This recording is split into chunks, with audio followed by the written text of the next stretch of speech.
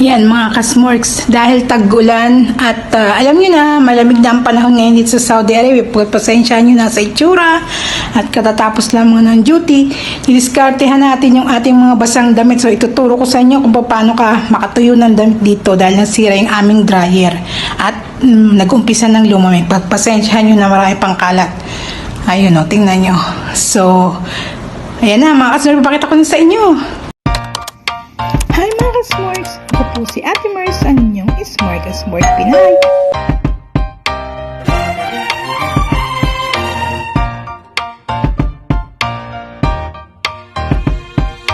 Magandang araw mga kasmorks. Kinuha ko lang naman yung aking mga nilabhan. Actually, nung nakarang araw pa, bumalik na ako sa duty. Basang-basa pa rin at hindi pa rin natutuyo dahil taglamig na nga. Nag-umpisa na pala at alam nyo, nasira naman yung dryer namin. Ako po, ayan, ginawa ko, bubuhatin ko dyan, yung sampayan na yan. Kaso, may baha ng konti dyan sa harapan namin. At umapaw yung drainage dahil barado nga, hindi makalabas yung tubig. So, makikita nyo dyan na binuhat ko na. Ayan, patungo na yan doon sa aming munting kwarto. Ayan, katabi lang naman. Yan, tinatawanan ako dyan ng kasama ko, kaso lang binoise over ko na lang kasi nga hindi maganda yung video, yung boses. Ayan, tingnan nyo, nilagyan ko dyan ng pilapil, pero papakita ko sa inyo mamaya kung paano ko nilagyan at saan ko kinuha, o diba, discarding OFW lang. Ilalatag ko yung plantsahan namin. At ito, galing sa laundry, di pa tuyo, lalo na yung mga kumot ni amo, dito ko muna pa. Pag gagawin ko, pag pipila-pilahin ko yan dyan hanggang sa matuyo para mamaya pagbalik ko sa duty ulit, tuyo na. Tapos buti na lang may electric pan, ayan na naka ceiling fan yung tawag. So ngayon, mamaya pagkatapos nitong maisampay ko at may arrange dito, ayun, gagawin ko, syempre papatuyuin ko. Ating discarding malulupit.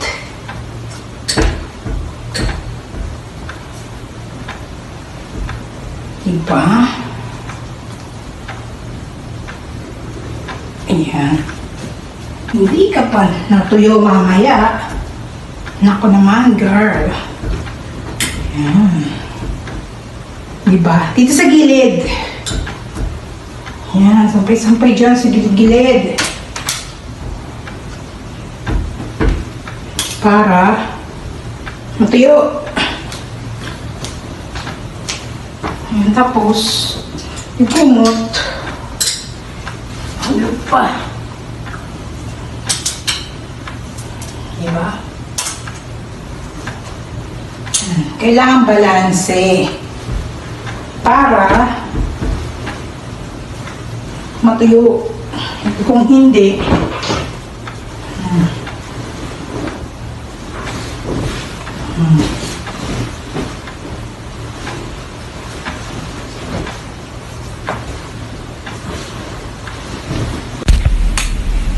ayan, kailangang palaparin mo yung iyong mga kumot kasi yan matagal matuyo mga kasmorks. Buti na lang at meron kaming sampayan dito sa amo ko yan. Bali pinasok lang namin sa loob, tapos meron din kaming plancha na dito rin sa loob ng kwarto.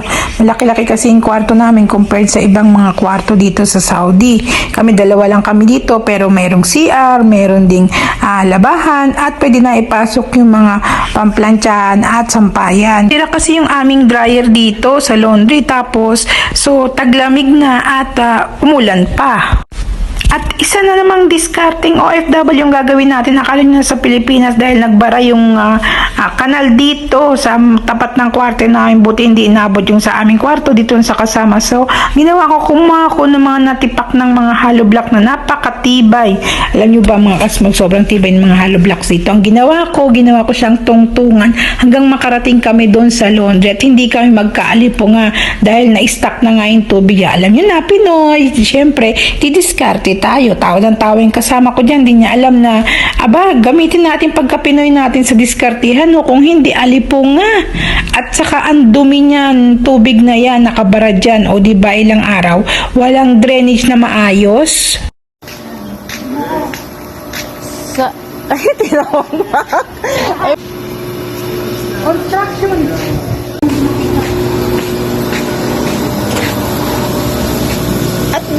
kinulang ang aming semento sa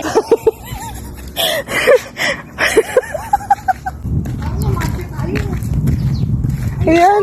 Ayan. Sige. Ayan mo yan. Ilan?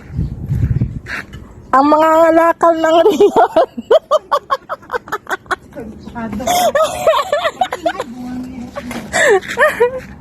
Ayan ang aking madam.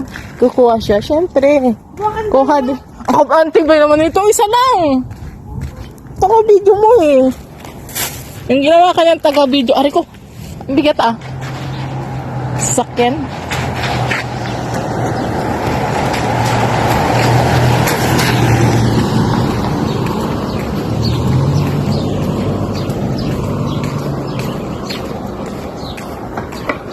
Siyempre, isa lang kunin natin. Papagod na siya. Matibay kaya. Kargador. Ayoko, tiga video lang ako.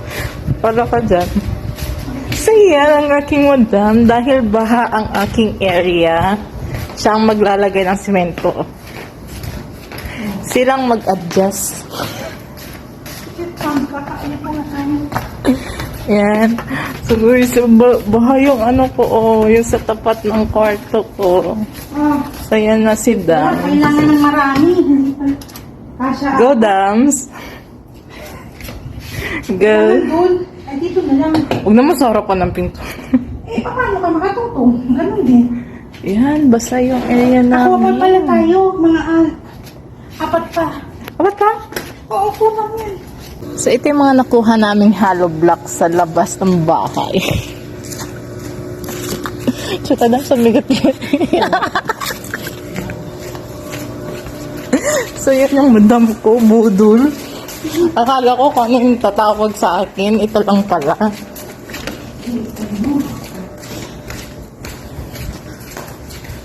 Kasi baha ang aming area.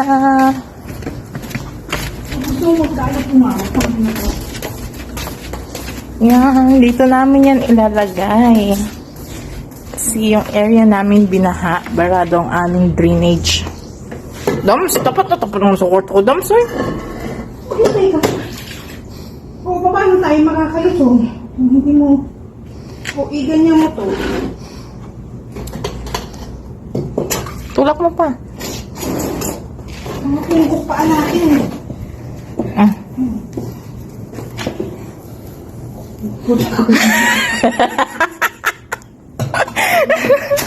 Ang pusubo ah.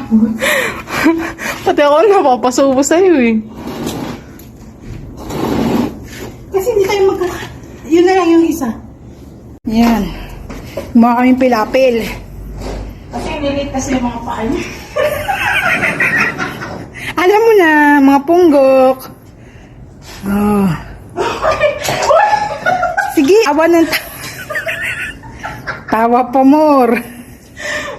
Ayan, natapos na mga kasmers. Ayan na yung finished product ng aking paglalagay ng mga bato-bato. Mukhang pilapil na dyan sa gilid. O, diba? Discarding OFW. Kaysa naman magkaalipunga tayo, diba? At lumusong din sa pagkadumi-duming tubig na ayaw umalis yung tubig dahil nga barado yung drainage. Hindi namin alam kung saan kasi matagal na yung bahay na yan, ni-renovate siguro mahigit 10 taon, hindi na malaman kung nasaan yung pinaka-drainage niyan. Hahanapin pa para lang matanggal yung tubig. Ilang araw na ganyan pa rin, so kami na yung gumawa para madiskartehan. O diba mga kasmorgs? So yun lang, maraming salamat mga smorgs.